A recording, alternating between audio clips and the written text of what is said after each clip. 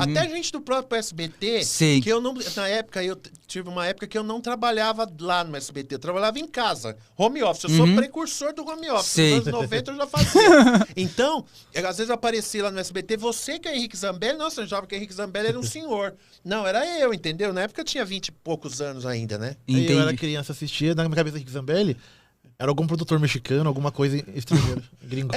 Depois eu via aí, mas você, tipo, porque eu era novinho, eu comecei a fazer novela com 23 anos de idade, tá. né? A primeira novela que eu fiz. Então, o pessoal sempre tinha essa coisa que ele fez. Não é isso que ele tá falando, aconteceu com muita gente. Entendi. Daí eu fiz amizade, mandei mensagem, fiz amizade. E desde 2011 temos uma amizade. Sim. Entendi. E vamos falar um pouquinho desse seu lado roteirista de novela, né? Que desperta muita curiosidade nas pessoas, né? Porque você... Muita. Até hoje, né? Acho que as pessoas... Até agora há pouco estavam falando disso comigo aqui. Eu sou formado em rádio e TV. Sei. Tá, em 95 eu comecei a fazer um estágio no SBT e eu acabei caindo na área de novela, na área de texto de novela.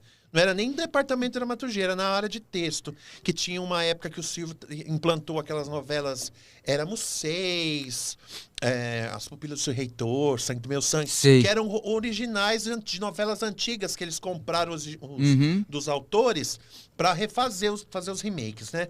Então precisava de pessoas para ler esses os textos originais e preparar a sinopse que era dada aos adaptadores desses textos novos. E teve uma época também que o Silvio falou no ar: olha, se você tem uma boa história para uma novela, mande uma carta para o SBT. Daí lotaram salas, literalmente com caixas de textos e cartas e tudo. Então também eu tinha que ler isso e avaliar se aquilo tinha qualidade, se tinha sentido, e depois passar para o pessoal que avaliava para produzir. Tá? E dessa época, alguma dessas histórias enviadas para o público foi aprovada ou você não lembra? Nenhuma? Eles devolviam as que não eram aprovadas, mandavam de volta para a pessoa. Sei. E algumas ficaram selecionadas, o que eu me lembro, mas não fizeram nenhuma, não. Ah, tá. A que você adaptou, a maior parte foram novelas mexicanas, né? Sim, mexicanas, mas fiz argentina, fiz colombiana, Venezuela também. E vocês recebiam o texto original, era em espanhol? Era sempre espanhol. Tá, mas não era algumas eram o texto original, algumas era só a fita de vídeo, que a gente tinha que transformar aquelas imagens em roteiro. Por isso que tinha que ser roteirista. Sim. As pessoas pensam, é só tradutor, né? Como hoje. Acho que hoje devem jogar no Google. Tradutor. Né, não, você tinha que assistir. Tinha cenas que não tinha fala. Então você tinha que descrever situações, tinha que descrever a emoção do ator para fazer aquela cena. Não é uma coisa muito simples. Tanto que muita gente fez e depois não deu sequência. Fez uma, no máximo duas, depois não continuou, porque é muito complicado de fazer.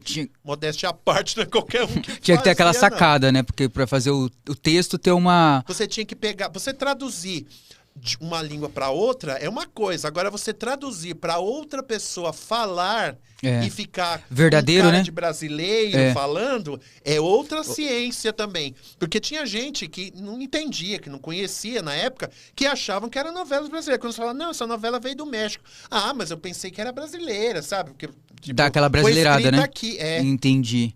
E porque na Globo a gente vê, assim, a gente já viu muitos casos de atores, né, reclamando do texto. Ah, esse texto tá horrível, não sei o quê.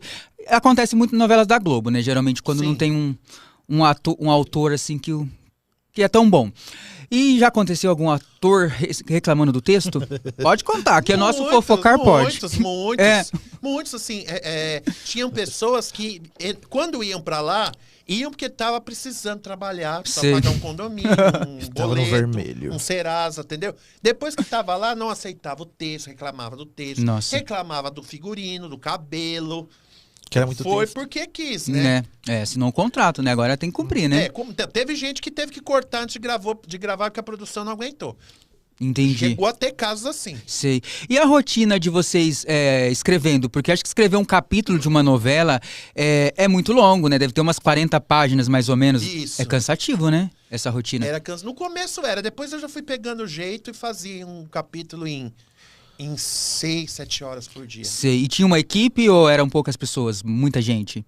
Você diz pro texto ou da produção? Não, para trabalhar na adaptação do texto. Teve novela que eu fiz em dupla, Sim. que era dividido, você fazia 5 capítulos, outra pessoa fazia 5. Sim. 5. A maioria eu fiz sozinho. Uhum. E tinha uma pessoa que era supervisora que lia pra ver se tava vírgula, tipo, eu coloquei lá no texto coxinha. Ah, eu não gosto de coxinha, eu gosto de empadinha. Daí trocava empadinha por coxinha. Não fazia Entendi. diferença É igual nenhuma. uma vez eu assisti o capítulo original de Marisol e a espanhol. Fiquei assistindo ao mesmo tempo pra ver, né? Nossa. Daí tem uma espanhol. Que ela- Tem bastante tempo sobrando. Tem, né? Uma parte que a Marisol mexicana ela fala: Lo que siento por ti é muito mais que um te quero. Daí na versão do SBT, ela fala: Te amo, Rodrigo. Só.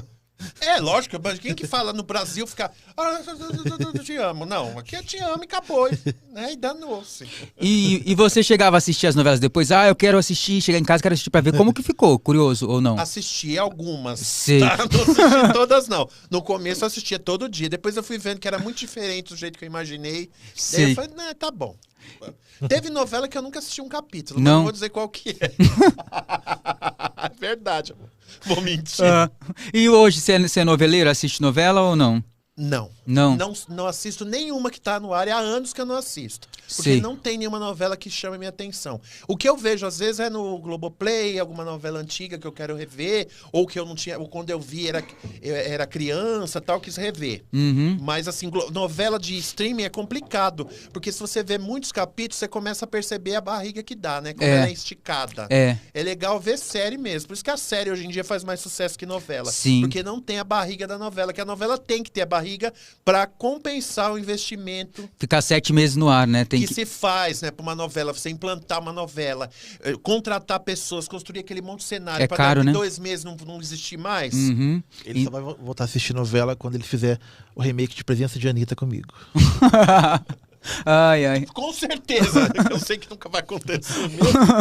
É isso aí, gente. Ô Henrique, depois que você roteirizou novelas, você chegou a fazer parte do roteiro de alguns programas do SBT, foi isso? Fiz o programa da Adriane Galisteu, Tá. Charme, que tinha um quadro de humor, Sei, que foi, eu digo que é o meu segundo trabalho de humor na TV, que foi o Charme. sei. Que era o quadro que ela fazia de segunda-feira, né? Que ela morava num barraco de favela, uma coisa assim, com o marido, né? Era o Eduardo Martini e ela que fazia. Um sitcom. Toda Sei. semana tinha.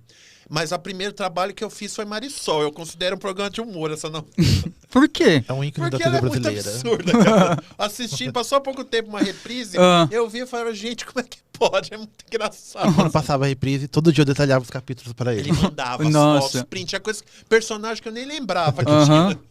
E acho que escrever humor é difícil, não é? Porque não é qualquer um que tem essa habilidade, não é? Depois eu fiz o programa Sem Controle, Ah, sim. que era também o roteiro todo meu, e depois o Silvio me chamou pra dirigir esse programa também na época. Sei, Que eram programas que vinham de fora também. sei. Então, é difícil, porque você tem que pegar um humor que não é da nossa cultura brasileira. Uhum. E adaptar, né? E E tem que... transformarem e pra ser engraçado. Uhum. E foi um programa que na época fez bastante sucesso, que incomodou muita gente e tal. E dava audiência, teve dia de ganhar da Globo. O Sem Controle era aquele que tinha aquelas piadas mais picantes ou não? Isso. Ah, eu lembro. Era uma. Na verdade, eu vejo que esse programa, eu me inspirava pra dirigir, pra fazer. Era a porno chanchada dos anos 70, não tinha sexo. Sei. Eu evitava cena, nem beijo eu deixava os atores dar em cena. Uhum. Mas tinha o corpo. E corpo, atualmente, é tabu. As pessoas se matam na academia pra ficar com o corpo perfeito, mas se mostrar na televisão não pode, porque é exploração do corpo humano. E nos anos 90 mostrava Ainda muito pegou mais, o né? restinho do que podia. Que depois já não... Hoje esse programa não passaria mais de jeito nenhum. E lembrando que esse programa descobriu talentos como Dani Calabresa. Ah, é verdade, ela participou, né? Participou. Eu acho que foi o primeiro trabalho dela na televisão. Na televisão, acho ela que foi. fez um teste comigo, né? E o teste, assim, eu conversei com ela 15 minutos, falei, essa menina é boa. Nem dei texto. E eu tinha o feeling pra achar bons atores. É, e ela? Eu tive atriz que eu descobri num posto de gasolina, por exemplo. Como? Uma frentista. Como assim? Ah, conversando? Não, eu mandei, vai lá fazer um teste. E a menina tinha jeito. Ah, mas nunca tinha feito nada de atuação? Não. Olha só. E essa menina. E ela chegou a fazer o quê? O programa de humor? Fez. Olha só. Tinha uma polêmica também na época, que tinha muita atriz pornô que fazia, atriz da Brasileirinhas. E eu Sei. não sabia, gente, que elas eram, juro As por Deus. princesas do Tinha Brasil. a Vivi Fernandes, que eu Aham. sabia, claro que era famosa. Mas tinha umas meninas que apareciam pra fazer os testes lá no SBT. Ah, E normal, tinha um corpão, bonitos, falavam bem. Uhum. Né? Daí um dia eu tava numa locadora, eu vi um cartaz com uma menina, eu descobri que elas faziam. Elas tinham vergonha de falar, inclusive elas davam um nome que não é o nome que elas usavam nos filmes também. Nome diferente. Mas, gente, você acha que a gente não vai descobrir? É. E daí eu vi que elas funcionavam, e daí que o público desses filmes, que existe muita gente que vê e não gosta de falar que vê, assistia pra ver. Ah, daí, tá. acho que daí que foi dando mais audiência. Mais ainda. audiência. É, Eu lembro, esse programa foi muito falado, né? foi. Foi, entendi. Muita coisa. E foi você falada. ficou no SBT quanto tempo? Saiu por quê? Quase 14 anos. Uhum. Eu saí porque teve um corte de funcionários. Foi a versão oficial da história que eu prefiro não comentar. Um Sim. dia eu vou contar o que foi. Um dia sem censura no seu livro. Eu sei o que aconteceu, mas por enquanto vou deixar esse suspense no ar. Um dia eu vou lançar a biografia não autorizada de Henrique Zambelli. Ele sabe coisa da minha Olha só. No próximo programa que ele vir, gente, ele vai contar, tá? vida. Não, mas acho que é uma história que vai envolver pessoas importantes. Entendeu? Polêmica. Mas vamos deixar pra lá, né? Vamos deixar Entendi. esse público ficar me seguindo, que uma hora eu conto. E não Acompanha ele aí, gente, nas redes. E entendi.